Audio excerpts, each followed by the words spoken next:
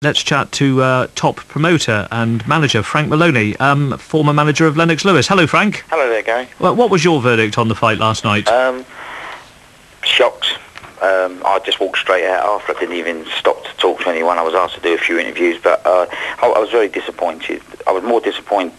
I never changed my views that Hay would win within 3 rounds. I don't think Harrison should have been allowed to fight for the world title. I think it's an indictment on the WBA for sanctioning that fight. But it was a fight the British public demanded, and really the British public got what they demanded. You think the public generally will feel very cheated? Oh, I don't see how. I think they will, but they've only got themselves to blame because the fight was forced by public demand.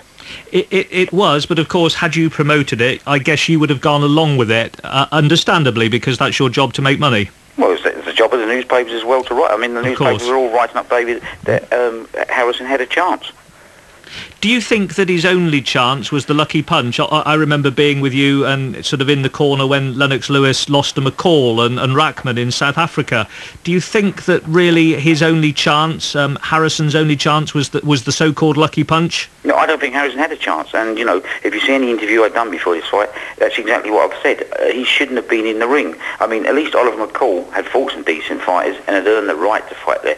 Lennox Lewis made a comment earlier this week, which I totally agree with. When he was the champion of the world, people had to earn the right to fight for the championship. Nowadays, they just seem to pick out names out of a hat and sanction these world title fights. I was interested that Hay said in his interview afterwards that he'd had a bet, and so had some of his family, that he was going to win in the 3rd round, and he said there was no way I could have ended it early because, we had money on the 3rd round.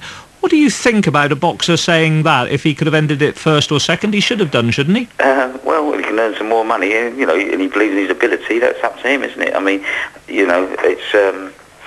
it's sport, isn't it? Unfortunately, sportsmen back on themselves now. Some footballers back on themselves to score goals. Some back on themselves to do no goals, don't they?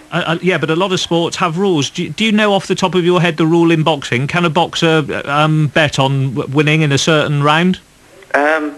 I don't think there's anything to stop them, no. No. The problem I had with this, Frank, is that David's also the promoter of this fight. So he's manufacturing a situation where he picks his opponent, picks when he's going to beat him, and at the best that shows a bit of contempt for the public that he's boasting about this. The thing David does is, if he picks his opponent, he still has to get that fight sanctioned by the governing bodies. They have the final say on that fight. I mean, I remember we put a couple of opponents up for Lennox Lewis, the governing bodies turned them down. These days it seems to be that the governing bodies do not turn opponents down, and people don't have to earn the right you have to earn the right to fight for a world title.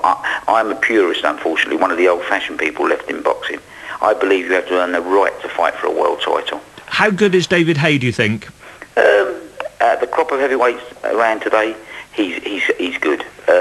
Unfortunately, the heavyweight division is the weakest I've ever known it since I've been involved in boxing, and since I was following boxing as a schoolboy. I mean, you come through some great times where we had the likes of Muhammad Ali, Larry Holmes, George Foreman, Evander Holyfield, Lennox Lewis. Lennox Lewis was the last dominant heavyweight that we've had. That the world recognised as a world heavyweight champion. Unfortunately, now we haven't got a dominant heavyweight. Can you think, finally, of anything kind to say about Audley Harrison as a professional boxer? Putting aside his achievement as an Olympic champion, and that was excellent, as a professional boxer, can you think of anything kind to say about him? No. Thank you for coming on the programme. Thank you.